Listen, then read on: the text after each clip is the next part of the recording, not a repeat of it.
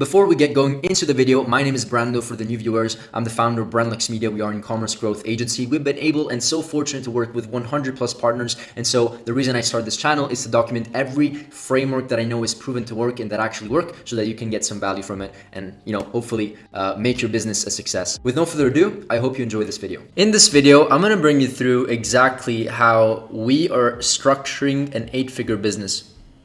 In this video, I'm going to pull down the curtains behind a 100K per day e-commerce marketing.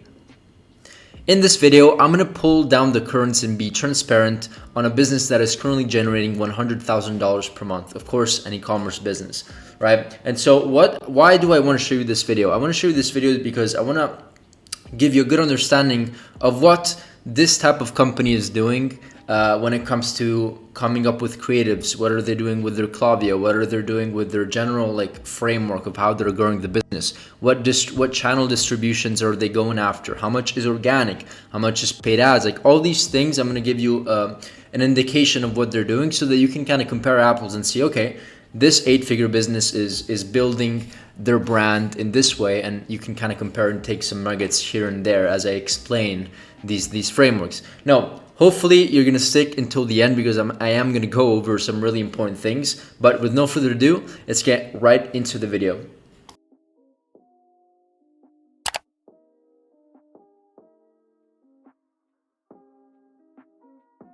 Great, so as usual, let's go over some quick proof. This is just the business. This is what they did November 23rd. This is not even during Black Friday, so we're starting to get some traction. To be honest, this was a pretty good day. If we just look at other days, kind of the day after, let's just take a look what the sales were. I forgot, 94K. The day after,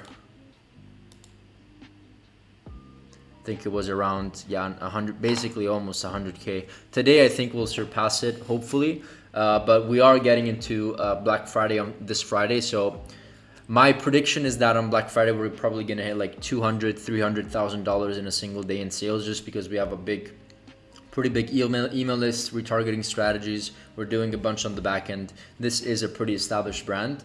And speaking of 8-figure businesses, I'm going to show you this one because it's the one that I'm most excited about moving towards into the scaling phase. But I also do have other clients that are generating pretty big numbers, like $20,000, $30,000, $40,000 a day. I'm also going to do some case studies on those, so make sure to watch the next probably 3 to 4 to 5 videos on my YouTube channel.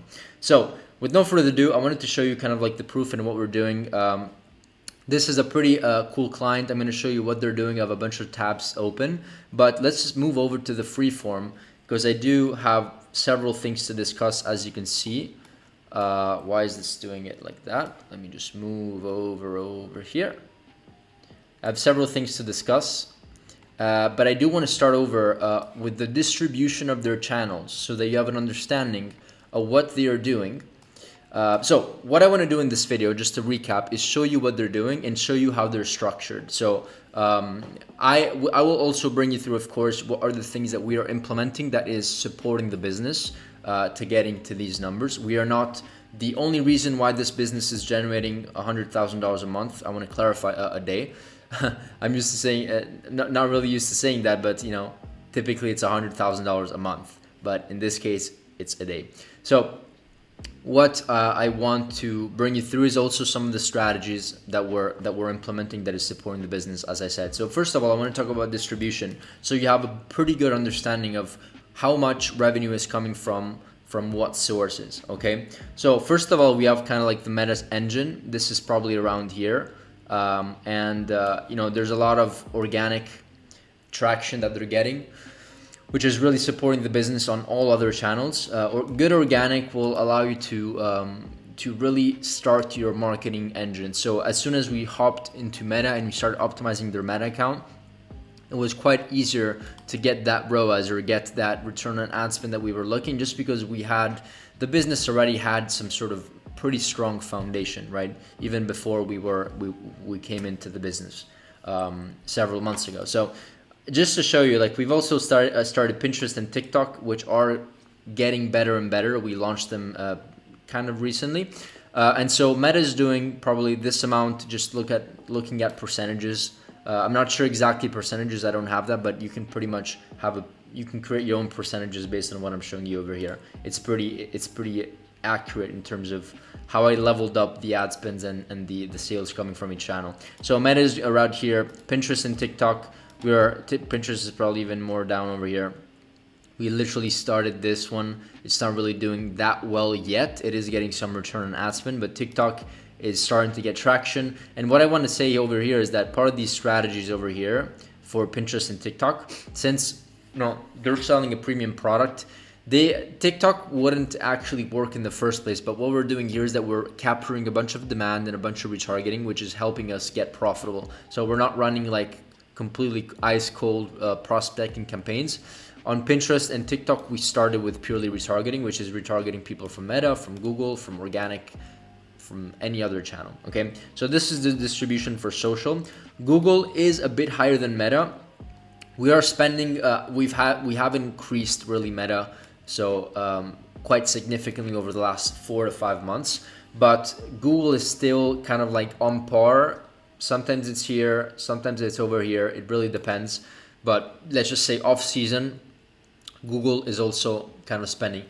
As we got into the account, Google, I would say, is closer to like 50-50 with Meta. But we want to see this Meta side go over here, because what we want to do, and this is really going to help the business, is that once you increase your Meta, where it's like 60-70% of your spend is towards social platforms and maybe 30-35% is towards Google, it will allow scale to happen on a much better way, right? Because with Meta and social platforms, I say this many times, you're basically creating awareness out of nowhere, right? With Google, you rely on search terms, right? So if this keyword search term is 10,000 searches a month, that's what you're gonna get. You're not gonna get 11,000 or 15,000. So with social, it's interrupt-based marketing, and so we're essentially creating that extra demand, which then we can retarget with Google. Google is a great platform for retargeting. Email is about 20%. Organic is also about like 20-30% of their sales, I would say, around there. So they have a pretty strong organic foundation. And then they also have an Amazon side. I'm not going to talk about Amazon, but they do pretty good numbers on Amazon as well. So also all of these things that we're talking about over here is also fueling their Amazon sales, especially social and Google, right? It's fueling the other side as well. Now, this is kind of the distribution. Okay, so you understand what's going on and what level of ad spend is being attributed towards what platform and what each, I guess, this distribution channel is bringing in. I'm not sure why I'm lagging so much. So excuse my lagging here. I'm not sure why it's doing that. Now, the first thing that I want to bring you through over here, and this is not really about their structure and how they're structured, but it's something they really do and what we have really helped them with, which is customer mining. And customer mining is really important because it gives you so much transparency and ideas and innovative ideas that have never been probably tested. And it gives you also a very clear understanding of what your customers are saying with the product, within the reviews. What are their fears? How do they feel emotionally as they open the package, right? All these things we are in the comments, and the best thing that you can do in ecom and any brand or any business, honestly, is just look at your customers and try to understand exactly how they think, how they speak, what are their problems with the product, what are the benefits of the product, what do they enjoy speaking about as they are using the product, right, in the review. So study your reviews. One thing that I like to do over here is that I'm just going to show you one thing that is really helping us is basically you can use tools like an Amazon review scraper. So if you don't have your own reviews yet, you can basically go on Amazon, search the competitor, and use like Amazon scraping review tools. Like I think one is called, I have a video about it. I really forgot what it's called. Apology, but it's something Flex or something like that. Where it's basically you go on Amazon, you install the Chrome extension, it scrapes all the data, and then it basically creates some sort of report like this. There's many other tools. Honestly, if you cannot find the one that I mentioned in my video, you can probably find another one. It's plenty of these tools.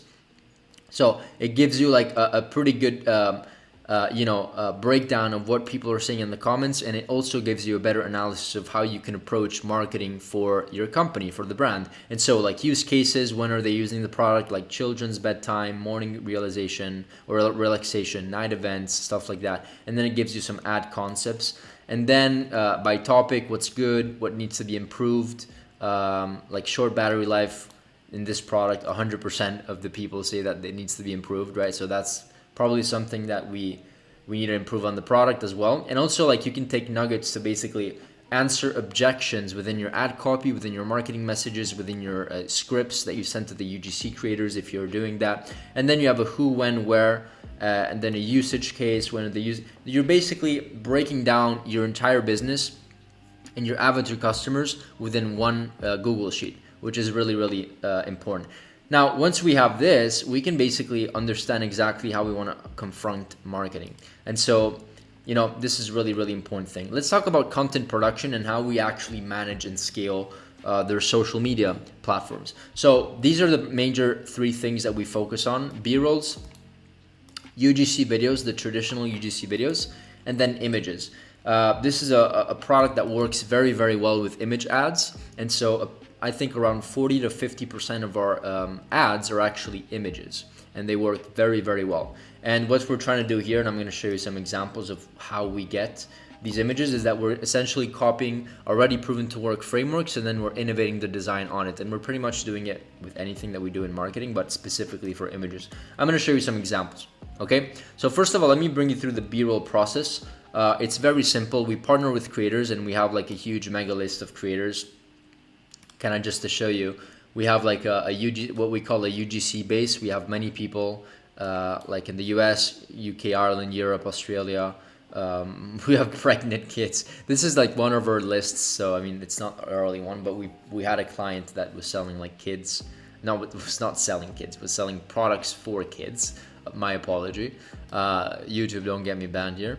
But essentially, we track everything by ethnicity, skin type, hair type, body type. What are they mostly doing? If they have pets, if they have kids, other things that they're doing with their content. So food, health, health, beauty, mom's life, stuff like that. And so what we are doing here is that we're collecting a lot of data. So if you cannot do this yourself, hire a VA that's maybe like $3 an hour or $4 or $5 an hour, and have her basically go on Twitter and like Threads, Facebook, Instagram, and just find these people. These people will honestly, if they're professionals and they do this for a living, which is the type of person that we want to work with, they typically have like their emails and all this information within their profile. So you can basically look at their email, where they're from, and then of course these things, we go the extra mile, because we do work with a lot of types of businesses that need a different criteria, like cats, pets, animals, right? And skin type, so black, Hispanic, German, right? Italian, like all of our clients have different criteria, so we basically collect a bunch. But you should have a criteria for your own business as well. And what ends up happening is that eventually, once you have like 2, 3, 4, 500 that you can kind of rely on, you can create filters based on who you want to work with, and it makes the process way, way easier. So this is a really, really valuable thing that we're using with our client. And we basically partner with the right people. We provide creators with B-rolls, examples of B-rolls. So what we're doing here is that we're giving them examples and saying, okay, this is how the framework of the B-roll needs to look like. And we've been using it for this client, this exact process, and it works really, really well. It allows us to get cheap creatives, it allows us to get really cheap creatives for the fraction of the price, and still get really, really high quality B-rolls that we can then put together. And what happens then is that we receive the final videos from the creators with different B-rolls. Typically we ask for 10, 15, 20, I would say 15 to 20 B-rolls each. And it's like the same price, and I've spoken about this process many times. But what we do over here, and I think I spoke about it in my last video as well, is that we have like a sheet, whoops, it's not this one. BRoll. It's basically, we have a sheet. It's a document that we create for every client when we onboard them. And it's like 20 to 30 pages long. It takes like a couple hours to build. But this is kind of like our entire framework of how we work with these content creators. So we give them examples and say, okay, BRoll 3, this is what you need to do. and this is like a screenshot of how they need to look. So kind of desperate or depressed and stuff like that. Then we have, you know, when they're sleeping with the whatever, this product. In this case, we're selling this product, and so we're essentially able to, you know, feeling lonely or whatever that is. And so we're essentially able to give them frameworks and frames, footage that they can just repurpose and fully understand, because we're literally giving them real life examples of other companies or maybe similar brands, whatever the case may be, of what we're looking for, and they can go in here and leverage. And what you can do is that you can send the same sheet to all people and then put references, maybe create like a tab, which we're probably in the process of doing, where people can just click the frames. But you can also say, okay, look at page 9, look at page 7, and look at page 2, and build those exact B-rolls. Okay, hopefully this makes sense, but it really does help when you're doing a lot of things. The one thing that we do when it comes to working with businesses is that if we have to do the research, we do the research for the next 3 to 6 months. So we do it, we spend like 5 days, all of my team does it, and we go all in on it so that we don't have to go back to it and say, okay, let's do the ads, then go back to the research. Let's do this other ad, go back to the research on the drawing board. We want to do everything up front, so that, including things in documents like this, so that we don't never have to go back and recreate everything from scratch. Hopefully this makes sense. And as you are scaling to like 8 figures, 7 figures, whatever, things really add up. So you want to really prioritize and do it this way. Now, the UGC process is also quite simple. We onboard a creator, we do an in-depth training, including like documents like this, where we share. And it's when we're doing traditional UGC, and this is basically just a video where it's like a talking head, or just like you're literally paying the creator to do a video that is scripted. And of course, we have to send them the scripts that they need to follow. We never script them word by word. We give them like some sort of framework that they can follow, so that they never it never feels scripted. And so this UGC process is very, very simple. Let me just show you how it works on our end, on our back end. For this client and for pretty much all clients, is that we have like sheets called UGC tracker. So we put all of the UGC people over here, and whether we want to work with them or not, their final work, etc. And then we have a sheet called storyboards, and this is where we basically build storylines and storyboards like these, where they can go in. We tell them, okay, go after and do storyboard number 2, which is product focused, right? Let us know if you have any questions. This is the framework, and we also send some details of the brand, so that they know exactly what their product they're selling, and what are the specific features and benefits of the product. That's a given. I'm sure you will do that as well. But this is going to be the make it or break it thing, because, you know, honestly, if I have to be honest with you, this framework we mostly use whenever we are 80 to 100% sure that the video and the script that we are requesting is going to work, because it gets expensive to pay $200, $300 for one video and like 2 or 3 hooks, which is typically what they provide. And so I only recommend doing this once you know for a fact, and this is what we're doing for this client, that framework, that video, this script has worked and has a proven track record of providing you or generating an ROI for the brand. This is when we would do it. But this is pretty much our UGC process, and it works quite well for really proven concepts. When we want to test and do other things, we mostly use the BRoll strategy and approach. Okay, let's talk about image processes. As I told you, our image ads are a pretty big component. 40 to 50% of the ads that we're launching for this client are images. And let me show you how we're doing it for this one. What we're doing is that we're going after tools like Creative OS, and I've shared this tool before. And Creative OS is basically a tool that allows you to copy and paste templates on Canva and on Figma. So you can click on Figma, and then as you see, successfully copied template. So you can go then on Figma and basically copy it and paste it. Or you can also create a template from Canva.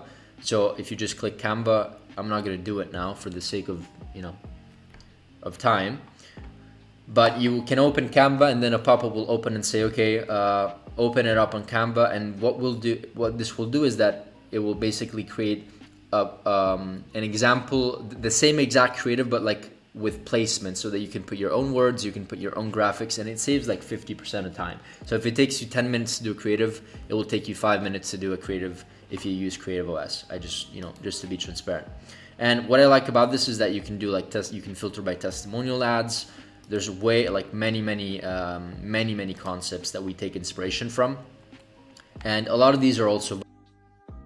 This is the way that we do image ads. It's pretty simple, but we always leverage already proven to work concepts. We never try to reinvent the wheel. Okay, I wanted to make sure that is clear. The clavio process. Let's move to clavio process. So what we're doing for this client mainly, and what we're kind of focusing on, especially to add that extra 20 to 25%, I would say, of revenue in some cases, is work on flows, campaigns, and SMS. This is the entire email marketing process. I do have another video where I go through like the exact flows. I think it's like 4, 5, 6, maybe 7 videos before this one. I talk about like a clavio strategy on how we're structuring it. And I think it's also for this client, if I remember correctly. But I do go over that more in detail. It's basically this graph, just to refresh your mind.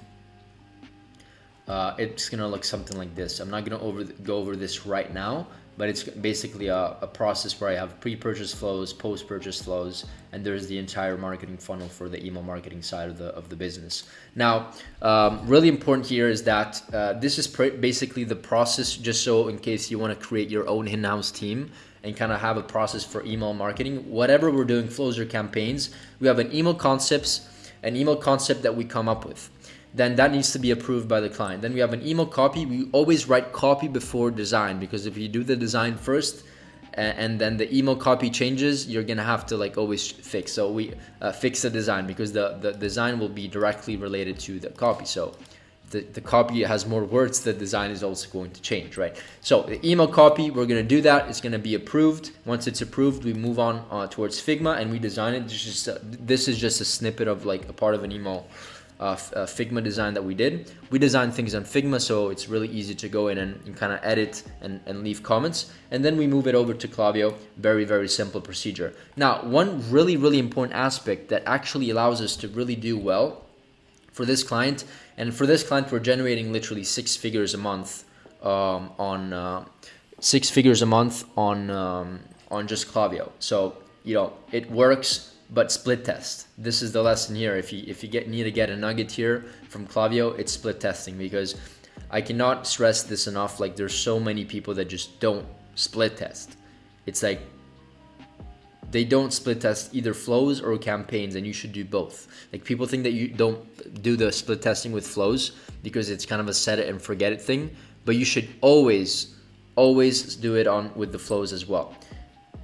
Do an A/B test. And so just to give you an example here, like an abandoned cart email. An abandoned cart email is basically, you know, we're split testing the headlines or the offer. Same thing with checkout emails, different headlines, different offers, and always do like one test at a time, and one change at a time. Never do like multiple drastic changes, because then you don't know what the variables are. So do one significant change and split test it, and then keep the version that is doing the best, and then continue doing the split test. This is an example of a campaign that generated almost $15,000 in sales in just one single campaign. And this is how we structured the A/B test. We sent 50% over here, then 50% on version B. And as you can see, like the click-through rate went from 0.28% to 0.41%. That's not double, but it's like kind of almost is double, like 30-40% increase. And so what we told Clavio is that after 6 hours of split testing, we will allow Clavio to choose which one is the clear winner, because after 6 to probably 8 hours of doing the split test, we should be sending the emails only to the variation that is the winner. That is how we basically do it. And so the click rate lift went up by 50%, and the campaign ended up having a 58% open rate, and a 0.38% click-through rate, which I think is a bit on the lower end. We typically have a higher one, but it's also based on industry. It's based on a bunch of different things. And then we had $15,000 in revenue generated just from this email. Okay, so do your split testing. It's really important. One other thing, just last thing before I end my rant here, is cleaning the list. We always clean lists. We literally always clean and segment the list, because if you don't segment your list and have buyers, people that never clicked, bots or spam to like exclude, right? Do not send to, right? Do not send to. Engage but never purchase, like all these things, they can really make your email deliverability, first of all, way higher, because you're only engaging with people that are actually interested. And if you do that, the sending providers like Google or Microsoft or whatever you're using will notice a pattern that people are opening up your email because they're relevant and they're clicking through. So this will help your email reputation and your deliverability by significantly. And the next thing is just cleaning the list. We do this every quarter, every like 3 to 4 months. We go in tools where we just put all of our email list into the sending tool, and we just clean it. And typically 30 to 35% after like 4 months will eventually be like either bots or emails that don't exist anymore, emails that bounce, stuff like that. And so fake emails, right? So we want to filter everything so that we always have a super clean list within our Clavio account. Okay, this is pretty much. I could go on a bigger rant and speak about other things as well, but this is pretty much the things that are really pushing the needle forward for this brand. If I have to be completely honest with you, Clavio have a very systematized process of A/B testing and doing very good campaigns that look very good. Honestly, great. Having a very clear process for image ads, and I told you where we get them from. And at that case, like once you have a process of where to find these concepts from, which we use Creative OS for, then it's just a matter of having like a designer like replicate it. So it's not really complicated. And then UGC Process, these two are like super big aspects of what we do and what actually allows us to scale to that next level when it comes to paid advertising. And we repurpose all these videos. The beauty of having BRolls is that you can repurpose all these videos based on the platform. So TikTok is maybe a bit of a different type of kind of like experience when it comes to creating and launching ads compared to Meta. Same thing with Pinterest, like completely different, right? And so this is really a pretty big foundation, content production. And so this is what we focus on. And then of course, distribution, it was just to show you an example of how they are distributing their spend and how they're generating, $50,000, $100,000 a day in sales. And then the customer mining, guys, this is really important because it also helps us come up with marketing angles that have maybe never been tested before. And for those of you who are maybe new to the channel, I always say this: marketing angles can literally make or break a business. If you sell this product, you can sell this product in many different ways. First of all, because you see better, that's cool, that's the angle. But maybe an angle could be increases my authority because it's a high luxury brand, or they're small and they can fit in my pocket, right? All these things, they're light, right? Convenient, good for travels, right? All these things, all these angles can really add an extra layer of cash flow to your business. That's how I would put it. Okay, that's it for this video. Hopefully you got some value. Sorry if it lagged. I'm not sure why it's lagging today. It's weird, but hopefully you still got some value from it. Let me know if you have any questions, comments, whatever. Like, subscribe, ring the bell, and see you in the next video. Bye. On a side note, before I end it off here, if you actually own an e-commerce business and you want your business and your brand to be audited, we can just hop on a call, hop on a free strategy session with myself or one of my team members, and we can pretty much have a conversation about your roadmap towards next year and how perhaps you can reach your goals. The conversation is very laid back. It's honestly just to understand if there's an opportunity for us to do even business together one day. Okay? With no further ado, thank you once again. And who knows, maybe see you in the next masterclass.